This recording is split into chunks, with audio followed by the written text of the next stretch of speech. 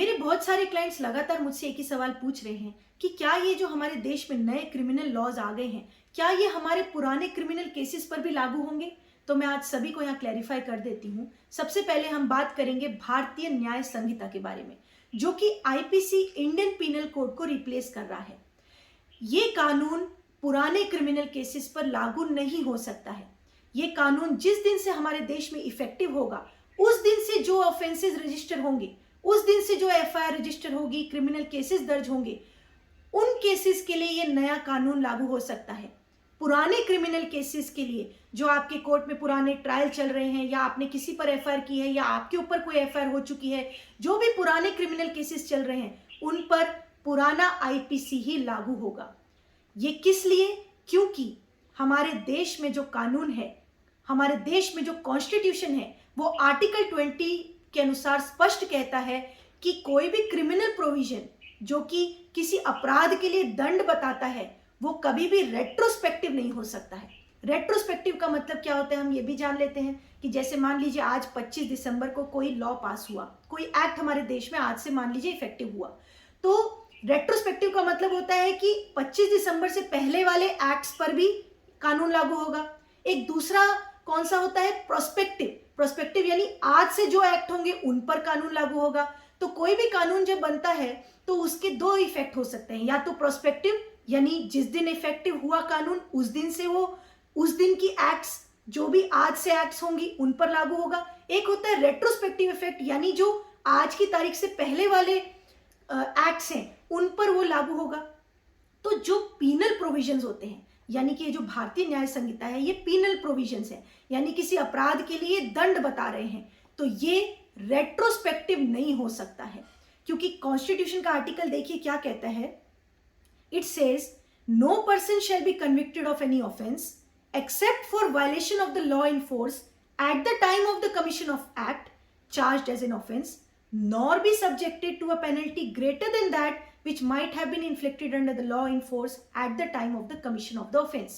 Constitution का article 20 ये कहता है कि अगर आपको किसी को कन्विक्ट करना है किसी ऑफेंस के लिए, तो आप उसी कानून में कर सकते हैं जो कानून उस समय जो कानून फोर्स में है, लागू है, उसी कानून के तहत आप किसी को कन्विक्ट कर सकते हैं। उससे ज्यादा या कम उसको पेनल्टी नहीं दे सकते, या उसके तहत कन्विक्शन नहीं कर सकते जो कानून उस समय है ही नहीं।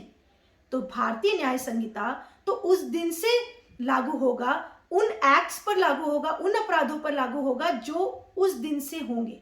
जो पुराने अपराध है उस समय तो भारतीय न्याय संहिता था ही नहीं। जैसे मान लीजिए 10 साल पहले कोई क्रिमिनल केस रजिस्टर हुआ, उस समय तो भारतीय न्याय संहिता था ही नहीं। तो आर्टिकल 20 कॉन्स्टिट्यूशन का कहता है कि जो उस समय लॉ इन फोर्स था, उसी लॉ के अनुसार किसी को सजा हो सकती है।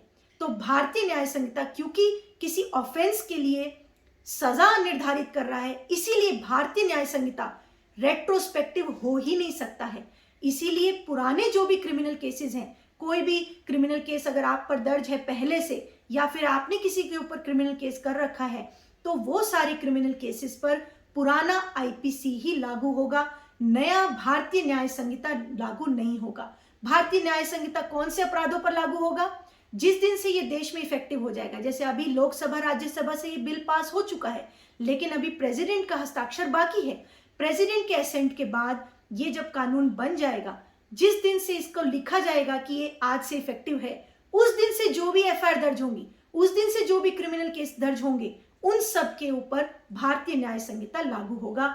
पुराने क्रिमिनल केसेस पर आईपीसी ही चलता रहेगा। अब रही बात बाकी के दो कानून की, जो है भारतीय नागरिक सुरक्षा संहिता और तीसरा है भारतीय साक्ष्य बिल। भारतीय नागरिक सुरक्षा संहिता किसको रिप्लेस कर रहा है? सीआरपीसी को, जो कि क्रिमिनल प्रोसीजर कोड है। और भारतीय साक्ष्य बिल रिप्लेस कर रहा है इंडियन एविडेंस एक्ट को। तो ये जो दो कानून है, ये प्रोसीजरल कानून है, यानी कि ये किसी अपराध की दंड नहीं बता रहे हैं, लेकिन ये प्रोसीजर बता रहे हैं। सीआरपीसी जैसे प्रोसीजर बताता था कैसे क्रिमिनल ट्रायल चलेगा, एविडेंस एक्ट बताता था कि कैसे एविडेंस लिया जाना चाहिए ट्रायल्स में। अब सीआरपीसी हो गया है भारतीय नागरिक सुरक्षा संहिता, और एविडेंस एक्ट हो गया है भारतीय साक्ष्य बिल। तो ये दोनों ही प्रोसीजरल कानून है। तो क्या ये दोनों भी रेट्रोस्पेक्टिव हो सकते हैं? तो इसके लिए कॉन्स्टिट्यूशन का आर्टिकल 20 बार नहीं है। तो इन दो के लिए तो सरकार निर्धारित कर सकती है कि क्या इनको रेट्रोस्पेक्टिव होना चाहिए या प्रोस्पेक्टिव होना चाहिए।